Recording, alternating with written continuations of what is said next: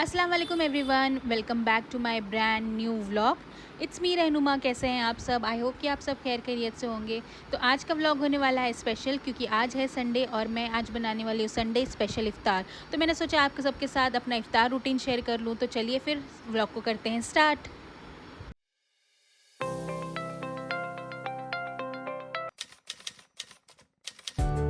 तो मैं सुबह उठ गई थी, पहले तहज्जुद पढ़ी सहरी की और फिर फजर पढ़कर सो गई थी। उठने के बाद जो भी काम थे वो मैंने स्टार्ट कर दिए थे। तो यहाँ मैंने सारे जश्न वाले ड्रेसेस स्टोल सारे निकाल लिए थे, क्योंकि मुझे उसे ऑर्गेनाइज़ करके रखना था।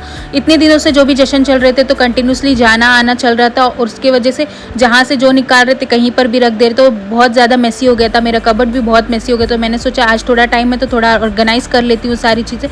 तो जितने भी मेरे अच्छे ड्रेसेस थे, जश्न में पहनने वाले स्टोल्स थे, वो सारी चीज़ें मैं ऑर्गेनाइज़ करके रखने वाली थी। अभी कोई जश्न भी नहीं है, सिर्फ एक 15 रमज़ान का जश्न हो, तो उसके लिए मैंने एक ड्रेस अलग से निकाल कर रख दिया है। और ये सब जो भी बाकी सारी चीज़ें हैं सब मैं एक जगह पर रख दूँगी ऑर्गेनाइज़ करके।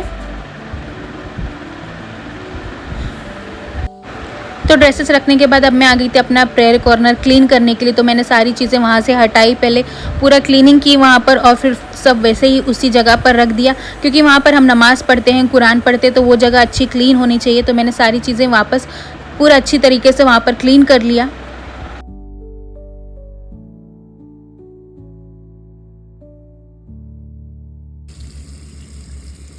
तो अब मेरे घर के सारे काम हो चुके थे। अब मैं आ गई थी नमाज़ पढ़ने के लिए, क्योंकि नमाज़ का टाइम हो चुका था। तो मैंने वज़ू किया और फिर जा नमाज़ बिछाई, नमाज़ पढ़ने के लिए बैठ गई, नमाज़ पढ़ी, फिर कुरान के पारे पढ़े, थोड़ी सूरह पढ़ी, दुआएं पढ़ी।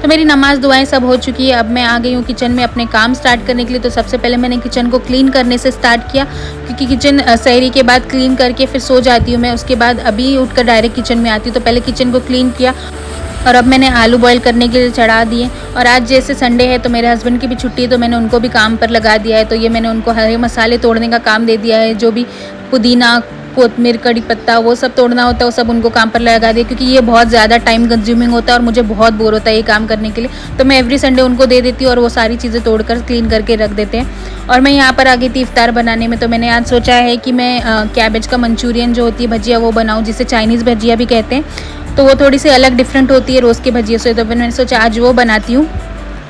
तो मैंने उसका प्रिपरेशन स्टार्ट कर दिया।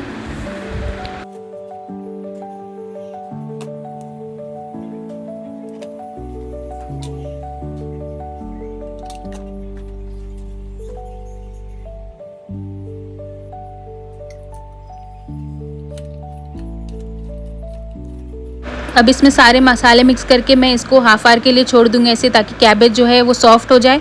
और ये माश की दाल मैंने कल रात को ही भिगो के रख दी थी। अब मुझे इसे ग्राइंड करना है।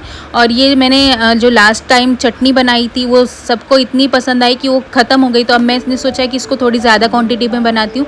तो फिर से मैं इस बार ये चटनी पीसने लग गई थी। हमारे घर में ना ये ग्रीन चटनी सबको ज़्यादा पसंद आती है इंस्टेड ऑफ वो इमली की चटनी। वो सिर्फ हम दही वड़े में या फिर ऐसे किसी चीज़ों में यूज़ करते हैं, लेकिन ग्रीन चटनी हम सब चीज़ों के साथ खाते हैं तो ज़्यादा यूज़ होती है और बहुत ज़्यादा मुझे भी अच्छी लगती है। तो मैं इसको ज़्यादा क्वान्टिटी में बनाकर स्टोर करने वाली हूँ।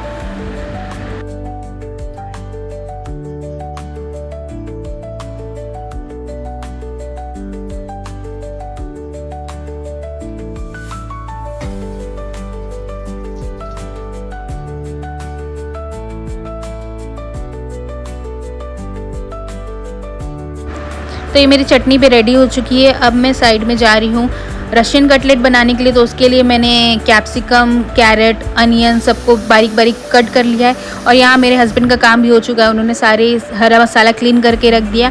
यहाँ पर मैंने एक साइड में माश की दाल ली थी, उसको ग्राइंड कर लिया। उसमें नमक और ज़ीरा वगैरह डाल कर, हरी मिर्ची डालकर उसको अच्छी तरीके से फेंट लूँगी, क्योंकि मुझे इसका बनाना है दही वड़े। और यहाँ पर जो है हैदराबाद में अलग टाइप के दही वड़े खाए जाते हैं, यहाँ पर बेसन के दही वड़े खाए जाते हैं, बट मुझे ये जो है माश की दाल की ही पसंद आती है। तो आपके यहाँ किस तरह के दही वड़े बनते हैं मुझे कमेंट करके बताइए, बेसन वाले या माश की दाल वाले। हम लोग तो ये माश की दाल वाले ही बनाते हैं और यही खाना पसंद करते हैं, बट हैदराबाद में अलग टाइप के बनते हैं वो जो मुझे बिल्कुल पसंद नहीं आते। मैं तो अपने टाइप के ही बनाती हूँ, ये जो मुझे पसंद आते हैं।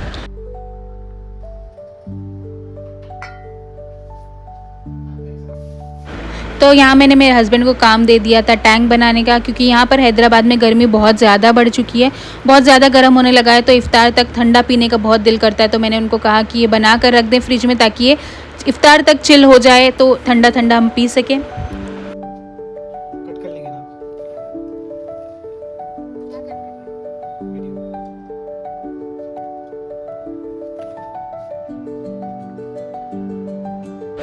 तो वो एक तरफ टैंक बना रहे थे और यहाँ मैं आलू का कचालू बनाने लग गई थी। ये एक one of my favourite dish है, मुझे बहुत ज़्यादा पसंद आती है। तो इसके लिए सिर्फ आलू बॉईल कर और थोड़ा सा सूखा मिर्च और ज़ीरा को रोस्ट करके उसको ग्राइंड करके आलू में डाल देते हैं, और इमली का थोड़ा सा पानी जो है इसमें डाल देते हैं, और बन गया आपका आलू का कचालू रेडी है। तो मुझे बहुत पसंद आता है ये, मैं मोस्टली रमज़ान में 2-3 बार तो बनाती ही हूँ।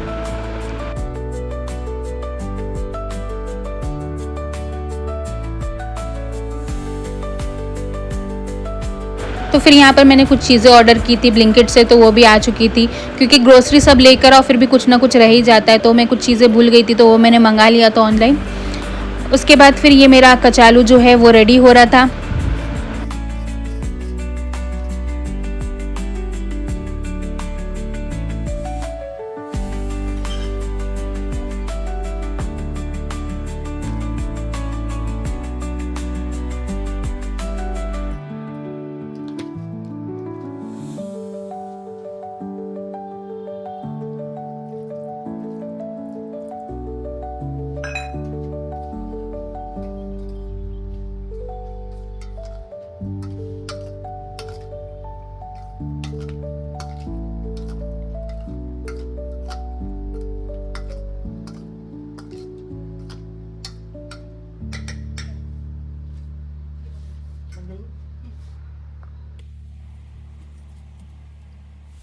तो अब मैं यहाँ पर करने लगी थी रशियन कटलेट की तैयारी। तो पहले मैंने पैन में थोड़ा सा ऑयल डाला, उसके बाद जो मैंने चॉप वेजिटेबल्स की थी वो सारी वेजिटेबल्स उसमें डाल दी, उसको थोड़ी देर सौटे किया, थोड़ा सॉफ्ट होने दिया। फिर उसके बाद उसमें मैदा मिक्स किया, फिर थोड़ी देर मैदे को पकाया, उसके बाद उसमें दूध ऐड किया और दूध के साथ मैदे को पकाया।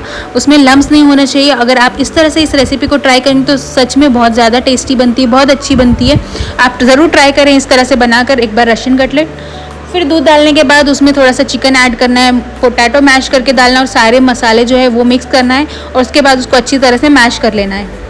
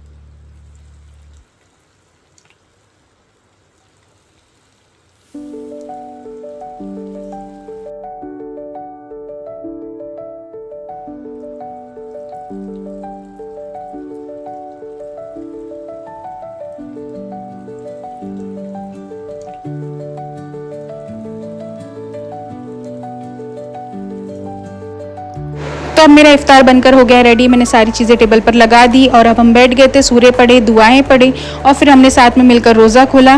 तो इस तरह से गुजरा मेरा संडे का दिन। आपका संडे का रोज़ा किस तरह गुजरा मुझे कमेंट करके बताइए, और अगर आपको मेरे व्लॉग्स पसंद आ रहे हैं तो व्लॉग को लाइक करिए और चैनल को सब्सक्राइब करिए एंड कीप सपोर्टिंग गाइज। अब मिलते हैं नेक्स्ट व्लॉग में, तब तक के लिए मुझे दुआओं में याद रखिएगा। Bye bye, take care.